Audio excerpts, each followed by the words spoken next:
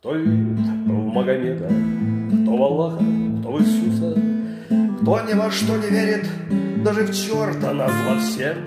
Удобную религию придумали индусы, что мы, отдав концы, не умираем насовсем. Стремилась ввысь душа твоя родиться вновь с мечтою, но если жил ты как свинья, останешься свиньёю. Пускай живешь ты дворником, родишься вновь прорабом, а после из прораба до министра дорастешь.